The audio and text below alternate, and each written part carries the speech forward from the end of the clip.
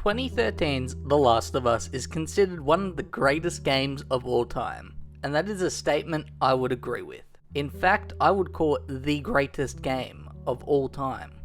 Bruce Straley and Neil Druckmann's The Last of Us is Naughty Dog's magnum opus. This is conveyed from the moment you boot up the game and witness the menu. It is very serene and calming.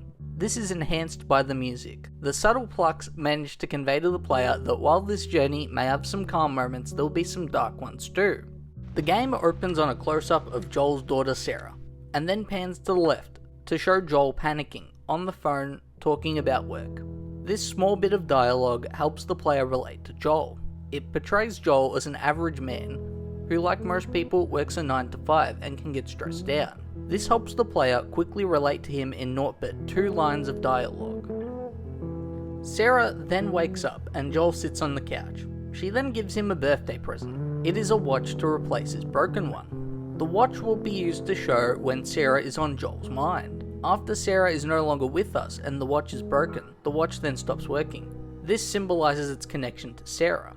Within scant dialogue, they manage to portray Sarah as an average teen who is quite fun. It then cuts to Sarah asleep and Joel putting her to bed. This further builds the father-daughter relationship in the eyes of the player, making them sympathize with Joel even more. Sarah awakes to a phone call from Joel's brother Tommy. It then cuts out, causing Sarah to wander the house, looking for Joel. Interactable items throughout the house help to build out the world of The Last of Us even more. Like the birthday card Sarah forgot to give Joel. It helps further characterize both Joel and Sarah, showing that Joel may not like a lot of the same things as Sarah, but he will tolerate these things to have a relationship with his daughter. The newspaper in the bathroom helps cement a timeline for the game, placing the opening on September 26, 2013. The newspaper portrays the cordyceps infection has not been spreading for long. Sarah then makes her way to Joel's bedroom. The bedroom is a mess and the TV is on. This shows that Joel has left in a rush. The TV signal cuts out and an explosion occurs nearby, heightening the tension for the player. Sarah, confused, makes her way downstairs where she finds Joel's phone, which is being flooded with calls and messages by a worried Tommy. Joel finally reappears, worried, freaking out not only Sarah but the player as well. The good thing about this section of Sarah is that both Sarah and the player are learning information at the same time and enduring the same emotions. This makes the player quickly relate to Sarah. Their neighbor Jimmy breaks through the glass door to their house acting crazed and deranged. He rushes towards Joel and Sarah, and to protect them both, he shoots Jimmy. This Jimmy interaction portrays a few things to the player. Biggest amongst them being that when someone becomes infected, they lose control of themselves and start acting violently. Joel then reassures Sarah that it was necessary to murder Jimmy, and then they exit the house and are met by Tommy in his car. On the journey to the bridge, they build the world out even further by talking about how the town has been quarantined and barricaded, in an attempt to stop the spread, thereby making the inhabitants of Texas fend for themselves. We then see a burning barn on the other side of the road belonging to a friend of Joel and Tommy. They then encounter a family on the side of the road, who are begging for Tommy to stop, and Joel insists that they keep going. These two scenes portray to the player that Joel has lost all care for others who are not his family. In this changing world, his unwillingness to help, while the correct call, was also a selfish one. This is further corroborated in the next section when Joel insists Tommy run people over so they may proceed further. The trepidation of Tommy portrays that he is still clinging to his humanity, whilst Joel is losing his and becoming hardened. The car then flips and crashes, causing Sarah to injure her ankle, and then the player switches control to Joel. Joel then carries Sarah, handing Tommy a gun to cover them, while he gets Sarah out of there. This section does a good job of making the player feel vulnerable by stripping them of a weapon, and having to rely on Tommy to protect them. A car crashes in front of the theater, directing the player towards a gate. I love how inventive Naughty Dog are with guiding the player through an area. You never get lost because they use a combination of visual cues and enemies to ensure the player is always on the right track and progressing forward. Through this alleyway, the player is then for the first time up close and personal with a clicker. It is terrifying, and the reason it's terrifying is because of not only how aggressive they are, but the screaming too. Tommy then intervenes, killing the clicker, making the player feel safer and luring them into a sense of security. You continue through the alleyway into a bar, where you split from Tommy in an attempt to get Joel and Sarah to the highway, where you will meet Tommy. Through the use of light and broken bricks, the player is guided down a sloped hill while being chased by clickers. The military then swoop in and incapacitate the clickers behind Joel. Joel begs the soldier for help, pointing to his daughter's injured ankle. The soldier then communicates with his superiors, where he is told to shoot. From the tone of the soldier's voice, you can tell he was heartbroken to hear this order and didn't want to carry it out. Joel tries to reason with the soldier when he starts to shoot, causing Joel to drop Sarah and both of them to fall down a hill. Joel, in his perceived last moments, attempts to reason with the soldier only for Tommy to intervene and save him.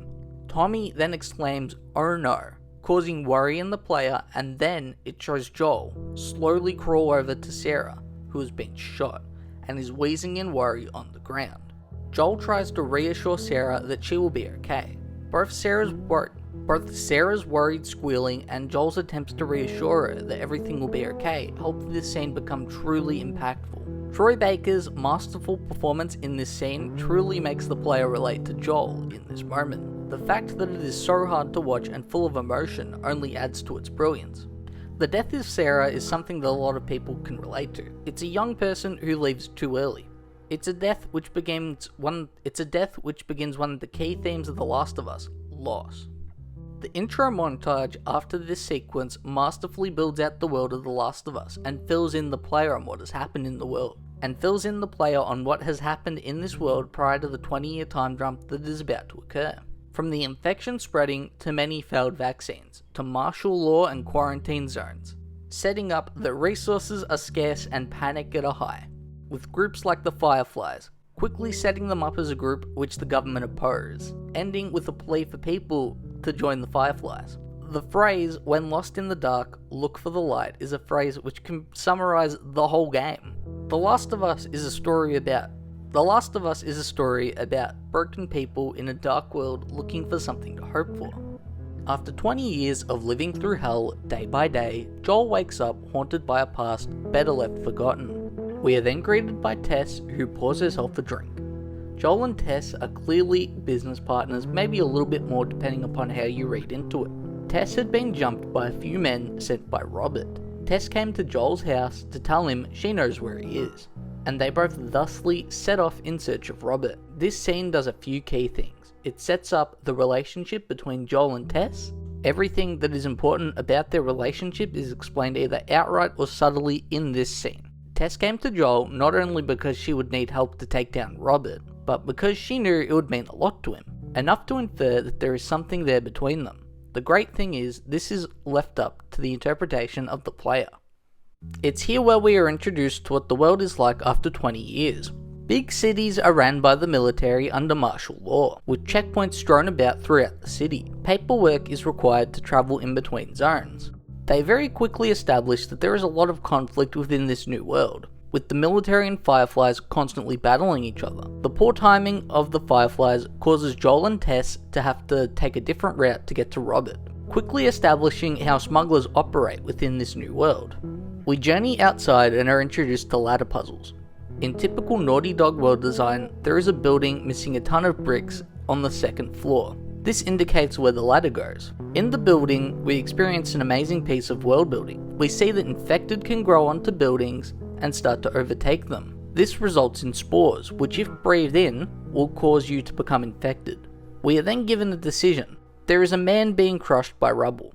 We can either leave him and let him turn or shoot him.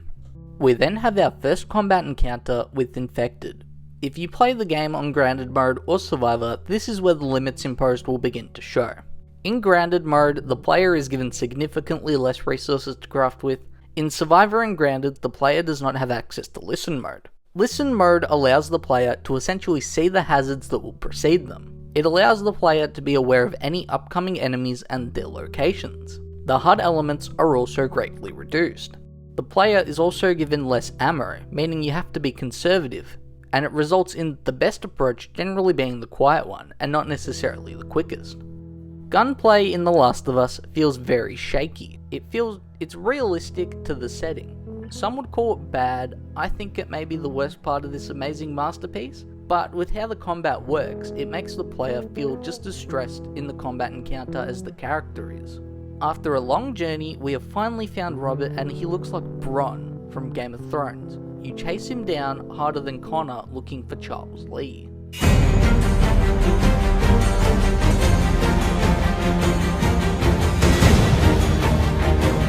After a short chase, he is apprehended. He sold the guns he stole from Joel and Tess to the Fireflies, and repays his debt with his life. Marlene, the leader of the Fireflies, who was also looking for Roberts, finds you and what's left of Robert. Joel, Tess, and Marlene come to an arrangement. Smuggle some cargo out of the city and you can have your guns back, plus more. Fireflies in The Last of Us represent hope. They aim to restore the world to how it was prior to Outbreak Day. We escort Marlene back to a safe house, and we find out the cargo we are transporting is a teenage girl named Ellie. Ellie is the co-lead of The Last of Us, and she's very important to the story. She represents innocence in both the eyes of Joel and the player. We quickly identify with Ellie because, like us, she has not left the walls of the quarantine zone. Everything she experiences about this world for the first time, we will also be experiencing for the first time. It makes her that much more relatable. We escort Ellie through the city and get to explore around a little bit. Our goal is to get her to the Capitol building and keep out of sight from Fedra, who are essentially acting on behalf of whatever remaining government there is in the world of The Last of Us. They attempt to maintain order in a world of disorder. It is here in this section where, as expected, we are seen and apprehended by Fedra, and it's here that the game delivers its hook, the thing that will push us along in this journey. Ellie, the girl who we are delivering to the Fireflies, is immune. This further plays into the Fireflies representing hope and Ellie representing innocence. The Fireflies are aiming to create a brighter world filled with hope by creating this cure. With a cure, they may be able to restore the world to some form of normality. I find it interesting how Joel and Tess both react to this information. Joel at first doesn't believe it and tries to plead with Tess that they should cut and run, whereas Tess slowly begins to believe the more time she spends with Ellie. Especially once we make it to the museum, and unbeknownst to Joel and Ellie, she gets bit. This is because Summer is ultimately about building the relationship between Joel and Ellie. It's representative of Tess putting her hope in the Fireflies. Summer will ultimately end up being the longest season we experience in The Last of Us. We finally have the Capitol building in our sights. Upon entering the Capitol building, we are met with deceased Fireflies. These Fireflies are a literal manifestation of the death of hope. It is here where our characters are made aware of Fedra's presence, and Tess makes Joel and Ellie aware of her current state. She makes Joel promise to see this through and get Ellie to the Fireflies. In order to buy our protagonist's time, she stays behind to deal with Fedra, while we advance through the Capitol building. Good luck, soldier. I'll buy you some time. As we advance through the Capitol building, we also witness the aftermath of Tess's assault on Fedra, and unfortunately, she didn't make it. We escape the Capitol building and enter the train platform. Here, there are more Fedra soldiers waiting for us. We sneakily take them out and discover that Ellie can't swim. This creates an interesting way for Naughty Dog to design levels, as you now have to figure out how to get Ellie across since she can't swim. The solution is always find a pallet and have Ellie ride on it, and help Joel. Well, upon exiting, Joel and Ellie make their way towards a man named Bill who owes Joel a favor. Bill's town is a nice small contained story within the game. The central goal of this portion is to find Bill and get a car. Bill has the town layered with traps. He has fabricated a system within this portion of the town where he is the apex predator instead of the infected. We fall victim to one of his traps and enter a gameplay sequence where we dangle upside down and protect Ellie, while she releases us from this contraption. It's very simple and made easier by having infinite ammo. It is here where we are finally introduced to Bill. Bill is a cranky man who is angry that we have been setting off his trap. He is very stuck in his ways and sarcastic, making him a very memorable character in the game. Bill has a very interesting dynamic with Ellie in his town. Bill has never met Ellie before and is very distrustful of her. The two characters spar back and forth with their banter. They are very combative towards each other. Bill as a character is very interesting. He's a man who's very skeptical, careful, and sarcastic. The man has clearly been hurt emotionally at some point in his life. and as a result, is very withdrawn from others. He stays in his town where he can control everything. Bill as a character represents isolation and the effect that can have upon a person. With Bill, we discover that there is a battery in town which we can use to get a car working and get a step closer to our goal of finding the Fireflies. It turns out that everything we'd done to this point was for nothing. We leave the school empty-handed with no car battery to our name.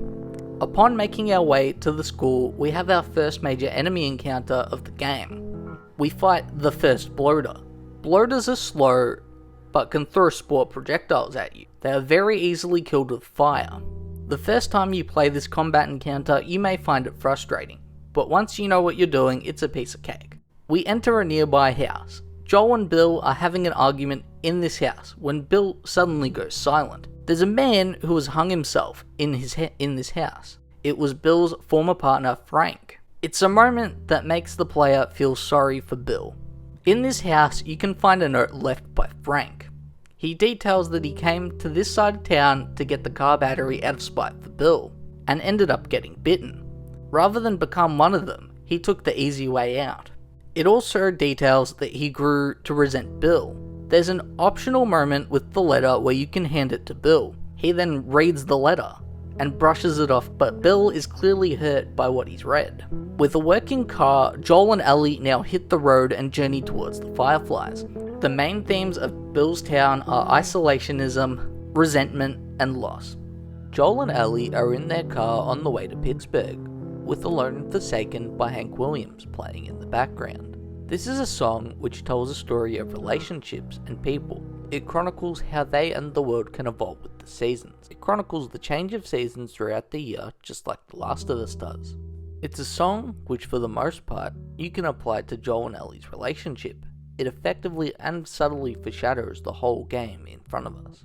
Pittsburgh contrasts every other city we have encountered in The Last of Us up to this point. Where Boston represented authority and Bill's town represented isolation, Pittsburgh represents hell. It's a town overrun by bandits who constantly hunt our protagonists. It also represents survival of the fittest. Our first introduction to Pittsburgh is a group of bandits who have very tactfully planned an ambush upon the car and cause it to crash. Pittsburgh tells a very interesting story through its environment. It's a quarantine zone where the inhabitants overthrew Fedra. In my opinion, Pittsburgh is the worst section of the game. It tends to drag for me. It's a series of combat encounters with very few character moments. The moments that are there are amazing and show a lot of development, like when Joel is about to be drowned by a bandit and Ellie takes some initiative saving Joel's life and killing the bandit. Instead of thanking Ellie for this, Joel simply gets mad at her because he didn't tell her to do that. By having Ellie kill a bandit, it begins to show the world eating away at her innocence. This is later paid off when Joel has Ellie cover him with the rifle later on. It shows that he is starting to trust her and believes that she's capable. After this, Joel gives Ellie a gun, which she is only to use for emergencies, cementing his full trust in her. We make our way up an apartment building where we enter an apartment and are grabbed from behind. It's all a misunderstanding by both parties involved. We're introduced to Sam and Henry. They are introduced to contrast the relationship between Joel and Ellie, where Joel and Ellie's relationship at this time is rather cold, with Joel slowly coming to trust Ellie. Sam and Henry's relationship is one of love and care. Sam and Henry are very trusting of others, whereas Joel reins Ellie in to reveal as little as possible. Henry and Joel contrast each other nicely, with quite a few parallels. They are both men who had the responsibility of caring for a child thrust upon them. Henry must care for his brother Sam in the absence of their parents, while Joel must care for Ellie while they search out the Fireflies. There's an amazing scene in the toy store where Sam attempts to take a toy robot with him.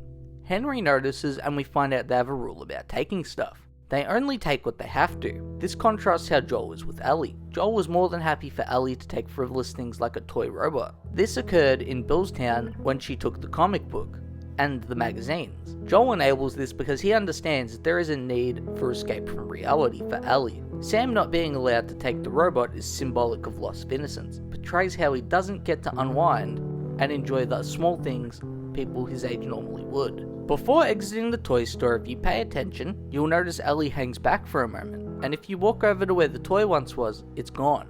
Ellie took the toy. It's a nice subtle moment where she does something to bring innocence to a boy who has been forced to grow up. We follow the brothers to their hideout. It's here where we are presented with a plan to escape the hell that is Pittsburgh. We also learn the goal of the brothers. They aim to go out west and find the Fireflies, same as Joel and Ellie. We storm the gates and climb up a truck. Ellie makes it up the ladder, but the ladder breaks before Joel can make it up. We get a neat moment of characterization for Henry and Sam here. Henry makes the call to abandon Joel. It's a moment that shows he will put the safety of his brother above all else. It's a moment that was foreshadowed slightly earlier when he stated, "Tell you what, how about I worry about my brother, you worry about your girl."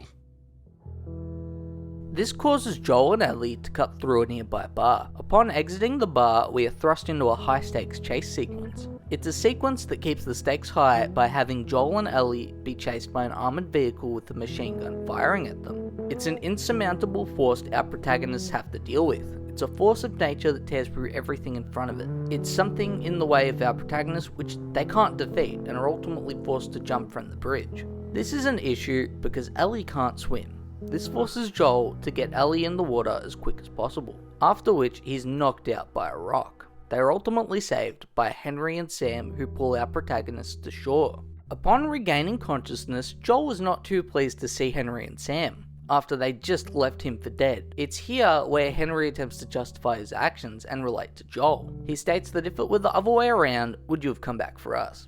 It's a simple line with a lot of introspection for both Joel and the player. It justifies to an extent why Henry did what he did. It also shines a light on the world of The Last of Us and how ultimately nobody can trust anyone. There's a very interesting story you can see unfold within the environment and various artifacts you find in surrounding areas, specifically the landlocked ship and the sewers. In the landlocked ship, you can find a note by a man named Ish. Ish is the man who owned and operated this boat. He spent his time at sea after the initial outbreak before he ran out of supplies and his ship became landlocked. He made the sewers his home and constructed an alarm system within them to make himself aware of trespassers and infected. Ish scavenged the nearby suburbs and ran into a family. He brought them back to his sewers where they formed a community. Eventually, someone within the community left one of the doors to the sewers open and infected overran the sewers. Ish and several other members in his community managed to escape, but it is unknown what happened to them afterwards. Stories like this that are told through the environment and things you find in the environment are a part of what makes the world The Last of Us feel alive.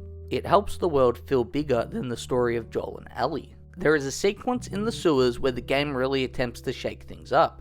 Joel and Sam are separated from Henry and Ellie. It changes the dynamic that we have accepted up to this point. It's also an attempt on Naughty Dog's part to have the player get to know Sam a bit better. Upon reuniting with Henry, we exit the sewers with no trouble at all. The good thing about the suburbs area is that it's a moment for the characters and the player to take a breather. It's also a good place to gather resources for the upcoming fight. There's a small scene where Joel points out some dogs in the distance which are now wild. It's a nice bit of world building. It explains what may have happened to a lot of pets in the aftermath of Outbreak Day. The combat encounter in the suburbs revolves around avoiding a sniper.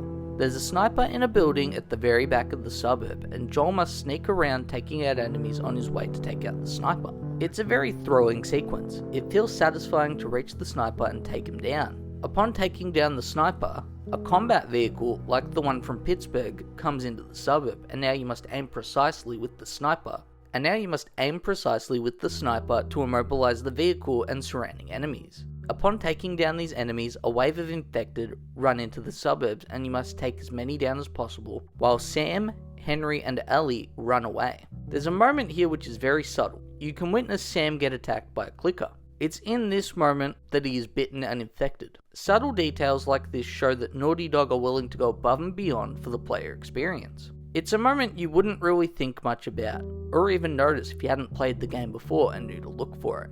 We all escape the suburbs as a group and end the day at the radio tower. In the radio tower, our characters get to decompress and reminisce about the old days. Henry is from an interesting period of time.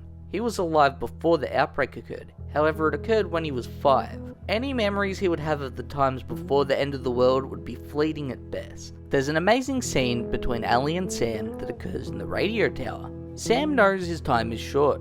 You can see a real change in his attitude in this scene. he has become dark and dour. Sam and Ellie talk about their greatest fears. Ellie is afraid of being alone, whereas Sam's is about to become reality. Sam's biggest fear is becoming infected, being trapped in a body with no control over your actions, screaming into a void with nobody to hear you. Ellie then presents Sam with the robot she took from the toy store earlier. He looks at the robot and doesn't know what to make of it anymore. As soon as Ellie leaves the room, he throws the robot on the floor, representing his loss of innocence. He lifts a leg of his pants up and reveals the bite mark. I remember when I first played this game, I never thought a game would be willing to tackle the tough decision of what to do when someone young and close to you gets infected. The next morning is when one of the game's most intense scenes occurs. Ellie goes to wake Sam up. It's here she discovers he's infected as he lunges at her. Having Sam get bit parallels Ellie since she's been bitten too, drawing a further parallel between Sam and Ellie. They burst through the door into the same room as Joel and Henry, alerting the both of them to what is occurring. Joel reaches for a gun in his backpack, only for Henry to shoot at Joel, causing him to drop the gun. Henry then exclaims, "That's my brother," not knowing what to do. He then shoots Sam. It's a moment that was foreshadowed earlier on when we first met him. Henry is now distressed about what has just occurred. With his brother now dead and drowned in grief, he now further parallels Joel. However, as opposed to Joel, Henry has nobody left. Henry attempts to blame Joel for what just occurred, and then ends himself. It's a very powerful moment in the game. It's a moment where so much happens for the player to process. When I first played this game and experienced this moment, I didn't know what to make of it. In all honesty, it's a moment where I still don't know what to make of it. The main themes of this portion of the game are survival, friendship, loss of innocence, and family.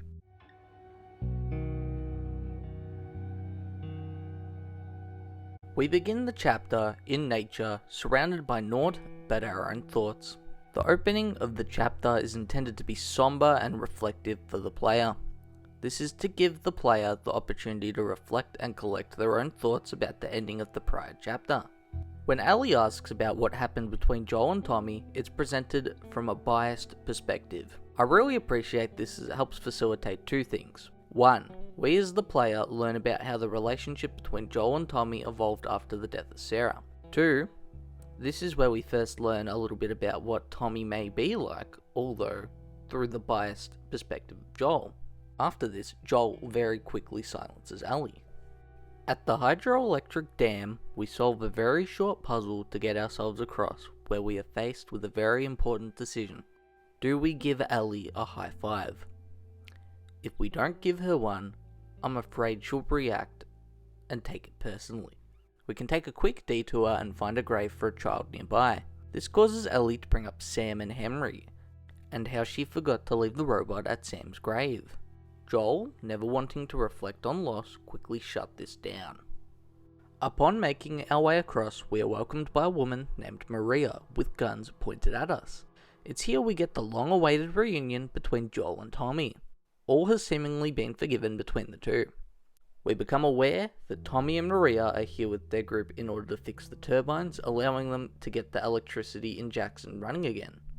It's established that Jackson is a community which was thought impossible to maintain in the New World Order of The Last of Us. It's a community which has to give back in order to maintain itself. Tommy's leadership position within this community defies everything Joel had said about him earlier within the chapter. We walk through the hydroelectric dam, and here come to a horse. It's a nice optional moment between Joel and Ellie where you find out she knows how to ride a horse. This is a small Chekhov's gun-esque moment where it establishes since Ellie is capable of riding a horse, we'll potentially see this at some point in the story.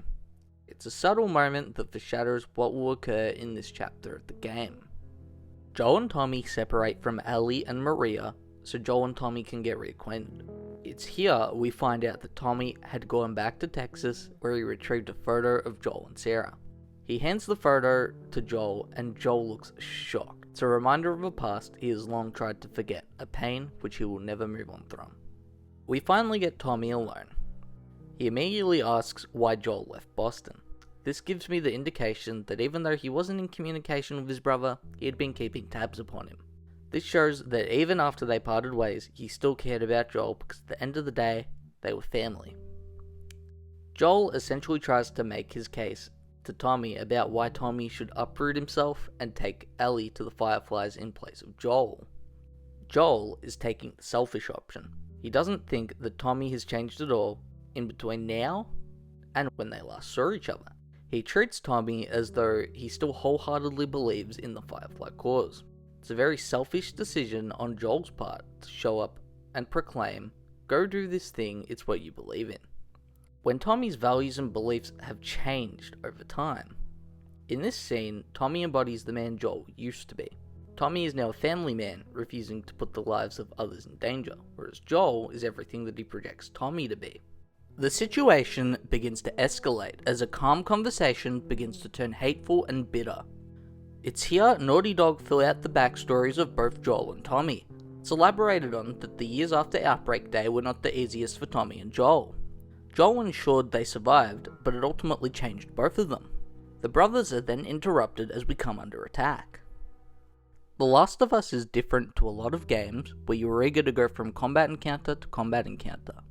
In The Last of Us, you look forward to the next story beat to such an extent that you get annoyed with the combat encounters for interrupting the amazing story in front of you. It makes you eager to continue forward to see how the game unfolds and the journey these characters go on. Joel and Tommy make their way to Maria and Ellie. Tommy observes the interaction between Joel and Ellie. It's a scene that showcases Joel's fatherly instincts, asking questions such as "Are you hurt?" and him having to calm Ellie down to get the information about what occurred. It reminds him of the man Joel was before Sarah died. Seeing this glimpse of the man his brother once was makes him reconsider and decide to take Ellie to the Fireflies. Maria does not like this.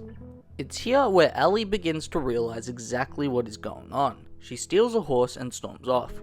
This is a great moment of characterization, because that's exactly how a teenager would react to finding out they are being abandoned. Then begins the race for Ellie. Joel and Tommy aim to find her before some nearby bandits manage to find her first. We find Ellie in a nearby house. She's reading a diary, jaded at reality and how simple life was before the outbreak.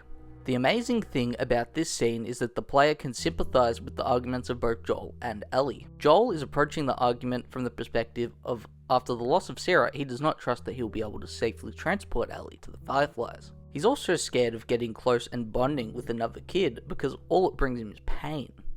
It reminds him of a past life he wishes to forget, whereas Ellie is approaching the argument from the perspective of the player, stating every other character like Tess, Henry and Sam that we have encountered to this point has left us, with the only constant on our journey being Joel and his struggle to protect this girl. It's in this scene where we get the most visceral reaction from Joel at the mention of Sarah. Ellie attempts to confront Joel's fear of fatherhood by reassuring him that she's not Sarah. Joel immediately attempts to shut this conversation down. Ellie attempts to relate to him in an attempt to get through to Joel. However, he is unable to get past his own feelings and relate to the hurt girl in front of him. Ellie opens up about her fears, and all he can muster up to say is that she's not Sarah and he is not her father. It's a rejection of the role he has been thrust into up to this point. We briskly make our way to Jackson in silence, with nothing but the music in the background for the player and Joel to reflect upon the conversation that has just occurred and decompress. Upon some reflection, Ellie managed to get through to Joel and he accepts his role as Ellie's guardian. Now willing to see this journey through to the end, Joel asks Tommy where the Fireflies are and Joel and Ellie prepare to depart for the University of Eastern Colorado. Before they depart, Tommy declares that there is a place in Jackson for Joel and Ellie. It's a nice touching moment before we depart wherein it shows that the brothers are no longer in conflict and Joel has now shifted slightly in characterization. Immediately upon entering the University of Eastern Colorado, you can see a change in Joel and Ellie's relationship. As opposed to the prior chapter, where Joel was keeping Ellie at an arm's length, in the opening of the University of Eastern Colorado, Joel and Ellie are talking to each other. Joel is teaching her about college football. Immediately upon exploring the university, you find that it is quite empty, occupied by infected and seems abandoned. It's the antithesis of everything you thought you'd see upon finding the Fireflies. We soon discover that the Fireflies have actually vacated the university. The lab of which the Fireflies formerly inhabited tells an interesting story. It's one of a group who set up to study the cordyceps. They used monkeys to study the virus. The infected in the area became too much for them, and they were forced to pack up as much of their equipment as possible as quick as they can. While packing up, one of the scientists hesitated with putting down the monkeys and was bitten.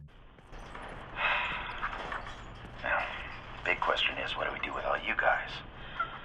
They say the tainted batch needs to be put down. You know what I say? I say screw that. Who made a bigger sacrifice than you, right? Anyone deserves to run free out there. Hey, easy! Stop! Shit. Oh no. It bit me. Oh my god. You can find his body in a chair with the recorder on the desk in front of him. This recorder portrays that the Firefly has lost hope. He thinks that everything the Fireflies have done was a waste of time. But the most important things he conveys is where to go next. Fireflies have set up at St. Mary's Hospital in Salt Lake City. We are then interrupted by a gunshot through the window. Joel and Ellie are resolute on getting out of the university. We make our way towards the stairwell door where we are ambushed by a bandit. We are pushed up against the railing, we struggle to beat him, and we fall over the railing. Joel is then impaled through his stomach on a metal post. In this sequence, Naughty Dog do an amazing job of making Joel and the player feel weak. They accomplish this by making Joel slower, allowing Ellie to step up more in this sequence. You can really see that Joel is struggling to keep going. Having the screen blur out as well gives off the feeling that Joel is in a bad spot and is feeling weak. Towards the end of this sequence, Joel collapses on the ground while Ellie fights two of these bandits. It makes the player feel helpless because for the first time in the game, you aren't a part of the action, you are merely a spectator to it. We manage to make our way back to the horse and leave the University of Eastern Colorado. We then witness a cutscene of Joel on the horse, nothing but silence and the music in the background as Joel passes out and falls off the horse. This plays into Ellie's biggest fear, that she'll be left alone and abandoned. It's a moment of high tension and worry for the player because it leaves them worried for not just Joel, but for Ellie and how she will handle the situation she has now been thrust into. Fall is ultimately about testing the relationship between Joel and Ellie, with the major theme being family, found or biological, as well as loss and forgiveness.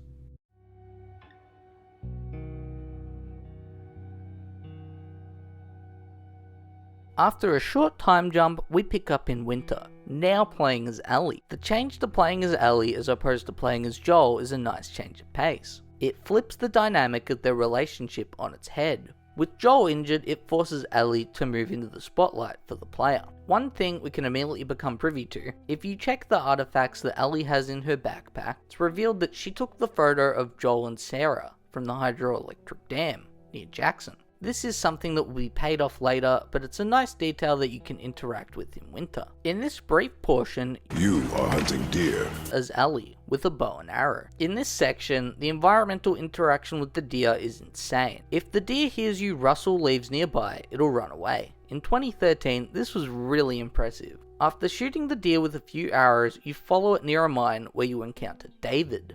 David will end up being one of the main characters in the winter arc of the game. Ellie is in control of this situation with her bow and arrow, firmly aimed at the two individuals. He tries to endear himself to you by offering you supplies in exchange for the deer. Ellie decides on medicine for Joel. David sends one of his men to go get the medicine, while you and David wait in the mine area. You also take his rifle, which becomes very useful throughout the rest of the chapter.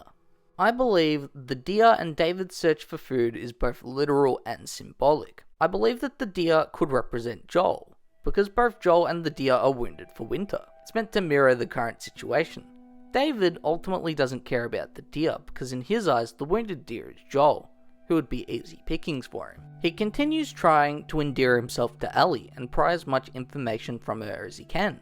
Everything is going as expected, until you come face to face with a clicker, where it's revealed David was actually the one in control of the situation the whole time. He secretly had a revolver on him, unbeknownst to Ellie. You are then thrust into a combat sequence, which I believe is intended to make the player endear themselves to David a bit more, by putting the player in a situation where you have to work with this mysterious man who is being awfully nice for no reason. At the end of this combat encounter, it's revealed that the men who Joel and Ellie fought at the end of the Fall chapter were sent by David. In an attempt to endear himself further, he tries to relate to her. We don't know his true motivations yet, but for some reason he's trying to lure Ellie towards his camp. With promises like "I can protect you," she quickly takes the medicine and departs to return to Joel. She returns to an injured Joel and injects some of the newly acquired medicine into the man. Ellie falls asleep beside Joel and awakes to discover that David's men have tracked her to their location. You engage in a short horseback escape before you are thrust into a stealth encounter and where David manages to catch Ellie. From some of his dialogue, you can infer that he thinks what he's doing is right. He has this sense of duty to his community and a weird obsession with Ellie. We awake as Ellie caged up near a butcher's table. We see David slice an arm off. This is the moment it's revealed that the community are cannibals. Even after all he's done, he's still trying to sway Ellie towards joining the community. It's in this scene where you find out his true intention. He places his hand upon Ellie's, inferring that he wants to make an inappropriate relationship with the child. Ellie embodies the player in this moment, having the exact same reaction as the player. With an amazing show of wits, Ellie uses this moment to her advantage and attempts an escape.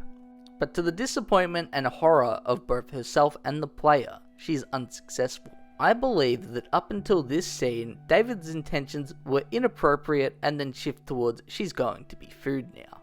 This scene also results in an amazing piece of dialogue from Ellie. Ellie. What? Tell them that Ellie is the little girl that broke your fucking finger!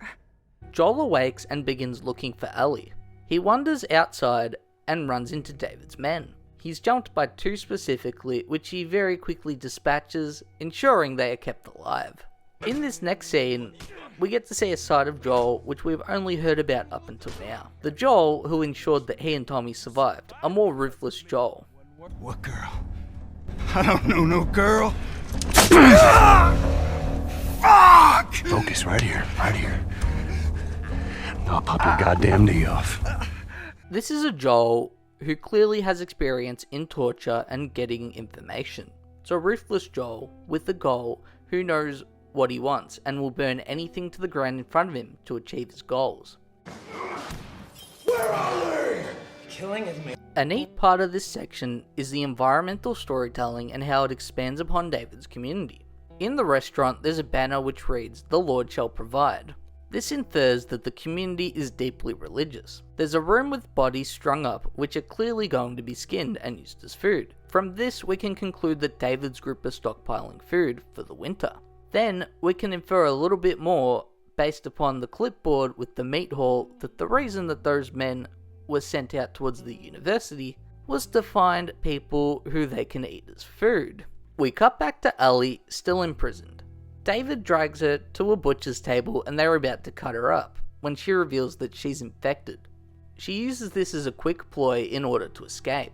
The beauty of this sequence as Ellie is that you feel scared and vulnerable. You don't have any weapons available to you apart from a knife, as opposed to the rest of the game where the enemies are prey and you are the predator. Here, the roles are now reversed, and David and his community are the predators while you're the prey.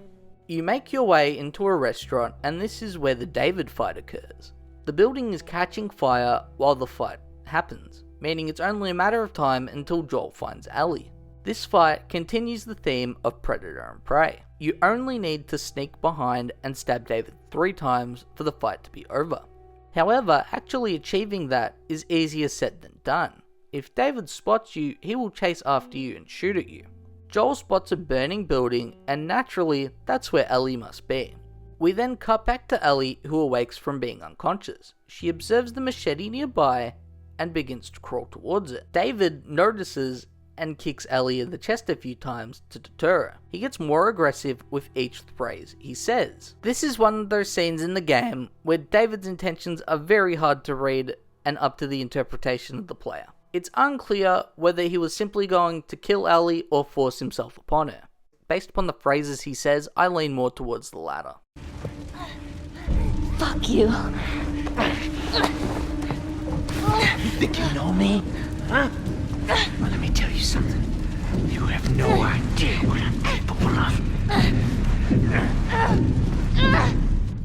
She then manages to grab the machete and brutally and rightfully keeps slashing David with it. We get is, in my opinion, one of the best scenes we get between Joel and Ellie in the entire game.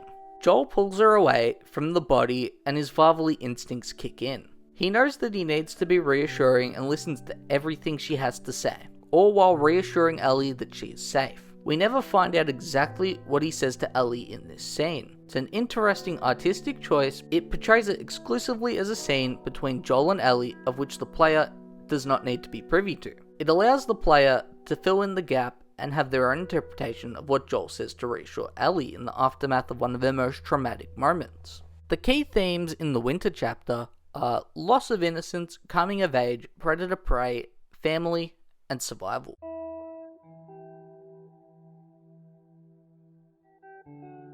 In the aftermath of the Winter chapter, we pick up with Joel and Ellie in Salt Lake City on the last leg of their perilous journey.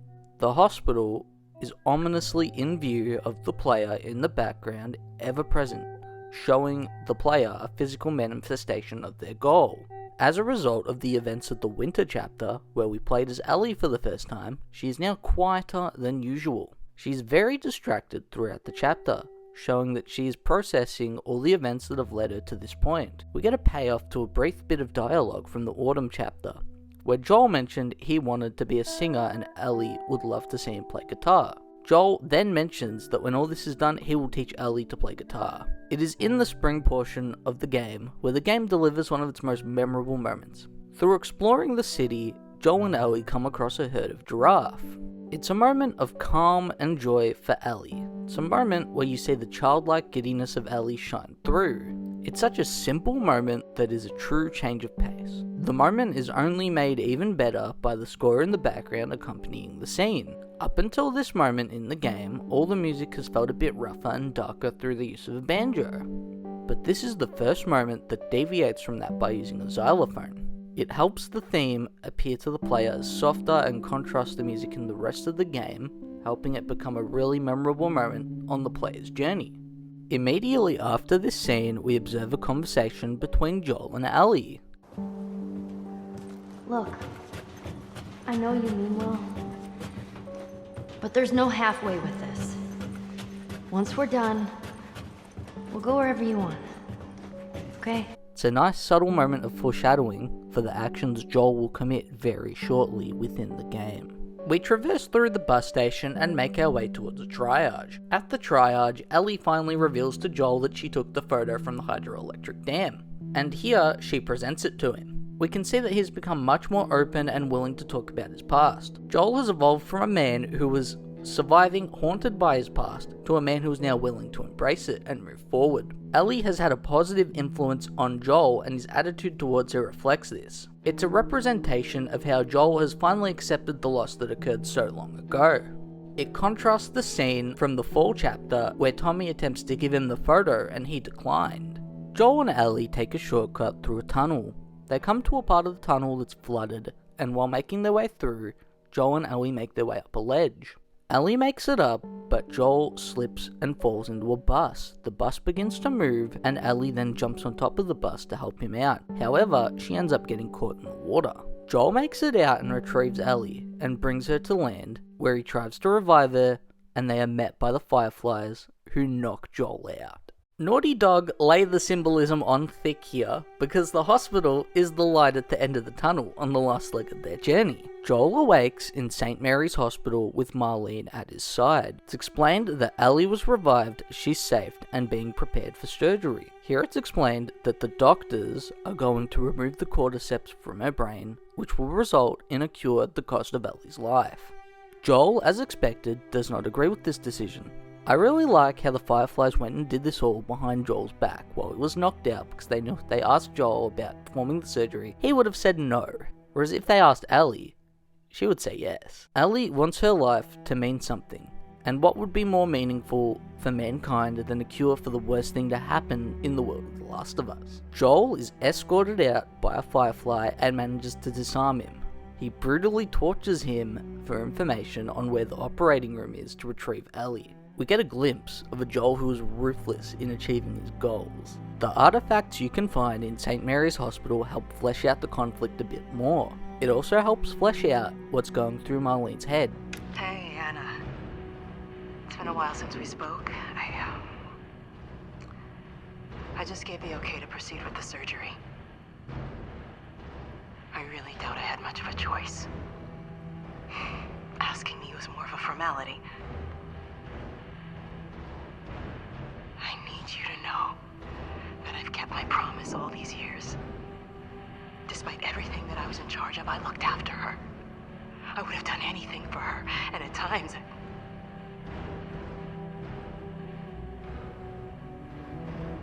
Here's a chance to save us.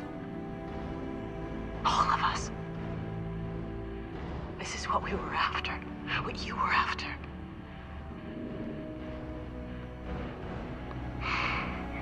They asked me to kill the smuggler. I'm not about to kill the one man in this facility that might understand the weight of this choice.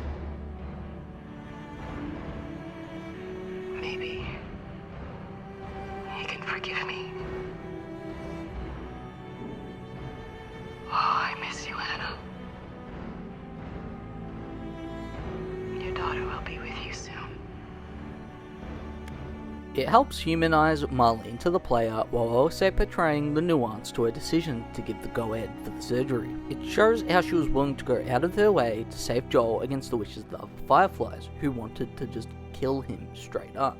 Joel makes his way through the hospital. I believe you can make your way through it stealthily, but the easiest way is just to murder everyone in your path. Upon making it to the operating room, you as the player are faced with a choice. You can either shoot the doctors and take Ellie, dooming humanity to continue living within this world of horrors, or you can leave empty-handed. I shoot all the doctors and take the girl, who over this adventure I have grown to care about.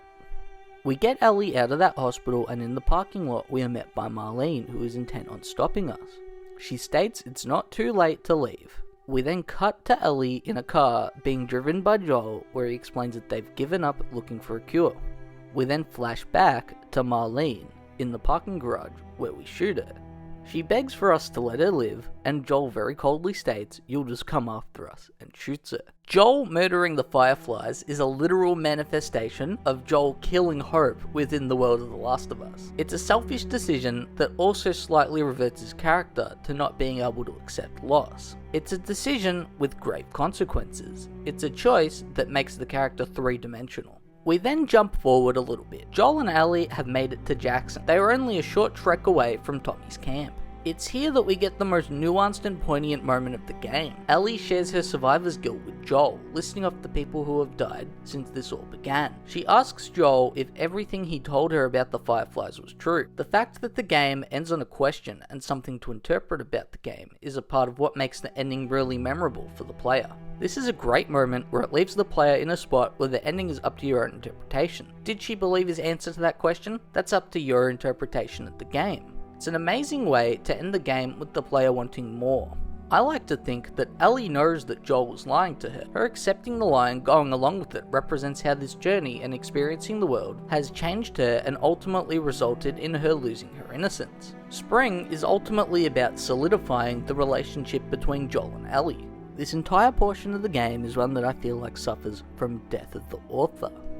Death of the author is where the author of a work can outright state their interpretation of their work, however it holds no weight on how the reader may interpret it. I say this because Neil Druckmann's interpretation of how the outcome of the vaccine is going to be differs from mine and many other people's interpretation. My interpretation is that even if they did successfully perform the surgery on Ellie, it would not result in a vaccine, and even if it did, based on the world of The Last of Us that had been portrayed up to this point, would anyone even believe that what they're being given is a cordyceps vaccine? Hell, how would the Fireflies even distribute such a thing?